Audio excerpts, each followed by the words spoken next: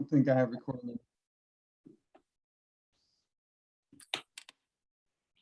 Thank you so much for that warm introduction, Tina. I love you dearly, and you know it, and everyone else probably see that. I'm so proud to be a part of this group, these groups that you're running, and I see and hear what's going on, and I've met a lot of the people. I've met a lot of you in person, and some of you I don't know, but I would love to get to know you better. I had Vanessa here in my office recently for a therapeutic session. And of course, fell in love with her immediately. And I love her mission too. I'm really proud of her work. And what I think I'm taking away from all of us sharing our experiences is that we're all in the business of helping people. And it may look like different things on the outside, but when it comes down to it, it's all centered around our heart and our vibration. The frequency that we live by is what we ourselves receive and what we share. So it's really important for us to stay grounded. And one of the things that I love to talk about most is grounding techniques. That means getting in the body, because we are always in our head as entrepreneurs. So that's why I called my new show that I'm working on, Calm and Clear. It is important for us, if we want to function at our highest level of intellect, then we need to be able to calm ourselves down and regulate our bodies. It's critical, especially today in the world we're living in. We're getting, it's this siege of hostility. And all of the lower vibration frequencies, anger, frustration, powerlessness, all those things, and all the feelings that are associated with them. People are struggling everywhere to regain some sense of composure and balance for themselves so that they can function. And we all know that there are high functioning people, especially as entrepreneurs. You're going all the time at 100 miles an hour. But taking time to rest for ourselves is critical.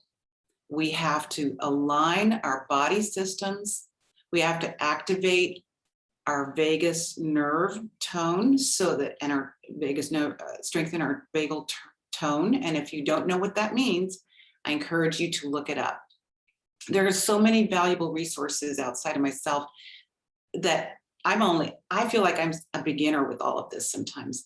There's so much to learn. And the more you learn, the more you want to know, because this is so helpful. And you can see when you understand how we respond to trauma, to anxiety, by being anxious and what that feels like in the body, you start to explore and become more mindful about your awareness. So self-awareness is key here. When I first started doing yoga, I became a yoga teacher at one point several years ago, and I still am, but it's part of my incorporated practice as a holistic practitioner. Yoga really was the thing that turned me on to breath work. And I want to talk about breath work because it's so important. Breath work. The thing that we are all going through right now, this whole pandemic situation, this is a critical reminder, if we didn't have one before, to pay attention to how we're breathing. And a lot of us don't even know how to connect to our body anymore.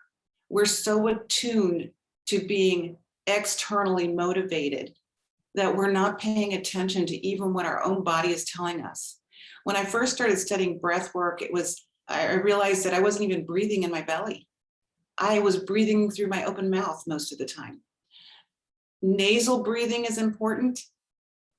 Concentrating on your breathing can take you out of high anxiety instantly. These techniques that we've learned with breath work over the years as practitioners has really shaped a lot of holistic practices across the board.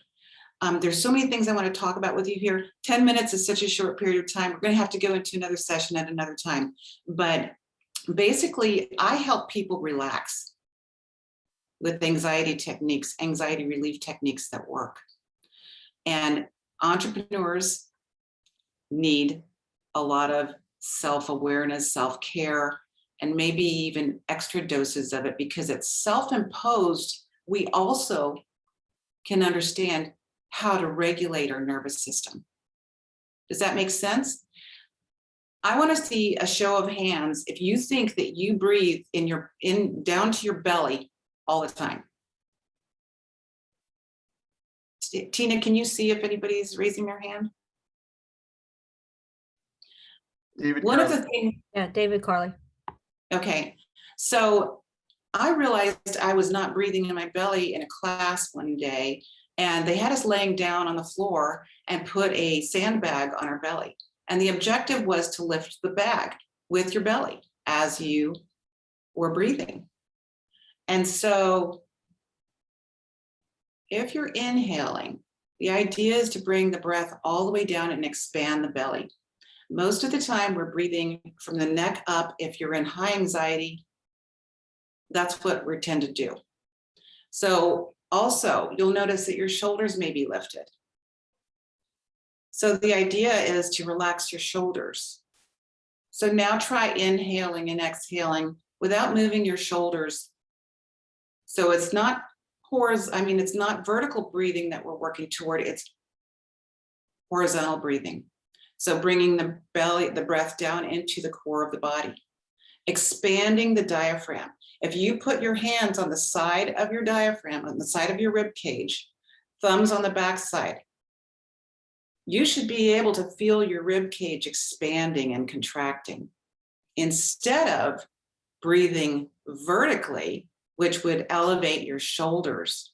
And a lot of us are elevating our shoulders pretty consistently because when you're in high alert, what are you doing? You're protecting yourself. Your neck drops down, you're tortoising. You know, you kind of get that shell up and it's curved inward. And so that's why a lot of us are kind of hunched over. And so you want to focus on expanding your rib cage and drawing your shoulders back, opening your chest. You've heard of chest openers, right?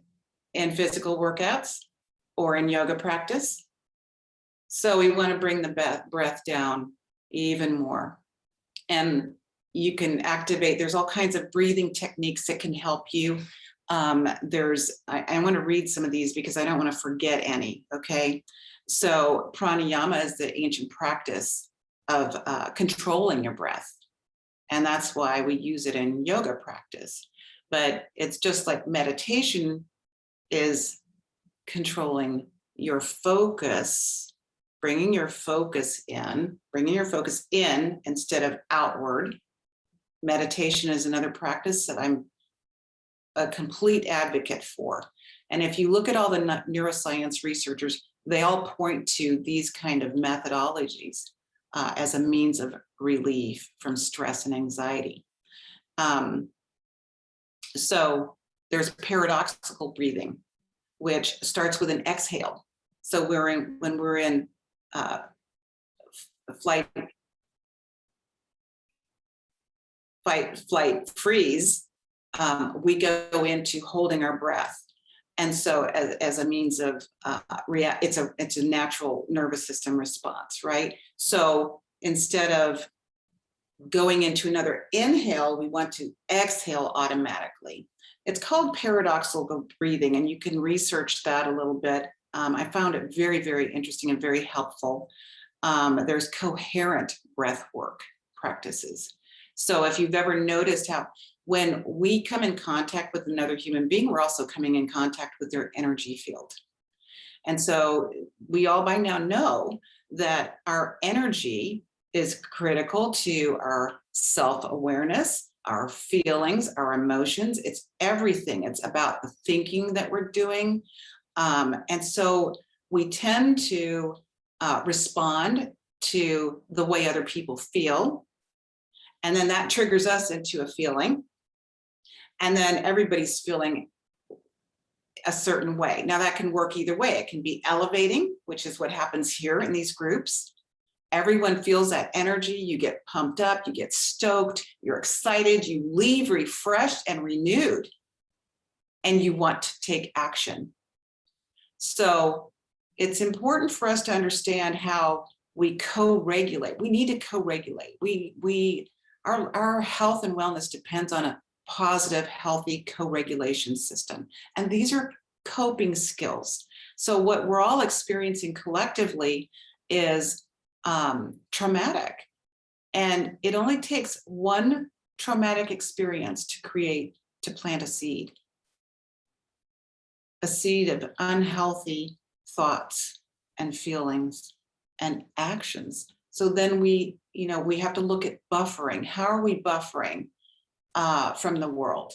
What kind of unhealthy habits are we developing? So we want to focus on building better healthy habits, and co-regulation is a part of that. So your meeting in a group is really important. Now, meeting in person is important too. And if you notice a whole room full of people, kind of sync up together. Our energy levels sync up. Our breathing actually can sync up. So there's coherent breath work, which is a beautiful practice done preferably with a group. But there's holotropic breath work, which is holotropic breath work is a little bit unusual because it's a very specific sequence of breathing. And it's rapid breathing, and it can take you into altered states, and it needs to be done supervised. You need to have someone who knows what they're doing working with you, but that can be very enlightening as well. And there are all kinds of interesting reports on that. There's studies on, I was telling the breakout session group that I was with, now we're looking at psychedelics again. Now, this is not a new practice. This is an ancient practice too, just like pranayama is. A lot of these healing modalities that we use are ancient practices, but we're putting a new spin on them because we're starting to understand intellectually what they mean. So I want to encourage you to consider how you're breathing. Are you breathing through your nose? Are you breathing through an open mouth? When you're sleeping, I want you to go to sleep tonight paying attention to how you're breathing when you go to sleep. Are you focused on your breathing? Are you aware? Are you even aware of how you're breathing? We want to breathe mainly through the nasal passage, through the nose, and bring the breath all the way down. This is a very soothing, calming, self-regulating way to breathe.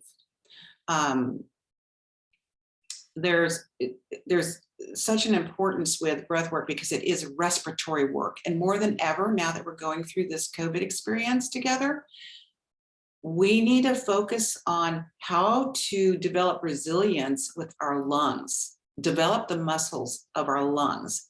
And that's generally core body muscles. So there's a lot of studies out right now that are supporting this information. I want you to bring awareness to that. If you take anything away from this, bring awareness to how you're breathing and start to really focus on that.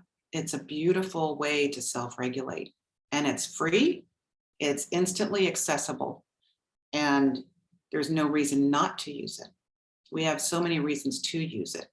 So we have a lot of isolation going on right now still, and now we're going into a new phase of maybe more isolation. But we need social engagement. So you have to have a support system. And this is one of the things I love about Gina's groups is that everybody is so supportive of one another, and it feels wholesome. It supports you and your needs, your fears, your wins, your celebrations. There is nothing better than feeling safe with a group of people that you can trust, you can count on them. You know they're there. You have to build those relationships with each other. That is another critical aspect of us getting through any kind of trauma, which we are all experiencing trauma today. And then we have our own individual traumas happening in our lives sometimes. Things are challenging, emotions are high, nobody knows what's happening or what's going to happen. So we have a lot of fear. And even if that's subliminal, it's still in our unconscious mind. So we can walk around and appear as though we're high functioning people, yet we're dealing with these insecurities and this fear underlying everything, all this facade that we're putting out, right? We get into, let's get into inflammation. I want to talk with you a little bit about inflammation and how 2 minutes. inflammation, what? 2 minutes. Woo, this is too fast. So inflammation is another marker that I want you to consider, because how we're treating our body, this temple that we live in, is so important. I want you to consider everything that causes inflammation in the body is going to impact every system of your body. It's going to impact the way you think, the clarity, the calmness, the confidence that you have. Inflammation is caused by what we eat. It's caused by environmental things. It's caused by the way we think. If we're stressed, that causes inflammation in the body and the brain. All the cells, the tissues, the organs, everything is impacted. And most of all, our relationships are impacted, especially the one with ourselves. It is most important. So there's a formula that my husband and I created. It's MELT, M-E-L-T. It stands for meditation, exercise, laughter, and training. And I'm pretty sure that in your groups with Tina, you and Jay too, you support this already. And these are things we know, but they are things that we need to be reminded of constantly. Let's find a way, using all these means that we have accessible to us, to find a space of calm, clarity, and confidence to become calm and clear. If you have any questions about anything that I've talked about, there's so much more, please reach out. I'm happy to share some of my resources with you. My ask is that you go to my Google My Business page. Tina, if you can add that into the chat, I would appreciate it. I forgot to do that. And just talk a little bit about this conversation. I'm here to help you. I'm here to do what I can to serve you so that you can find a space to calm and clarity.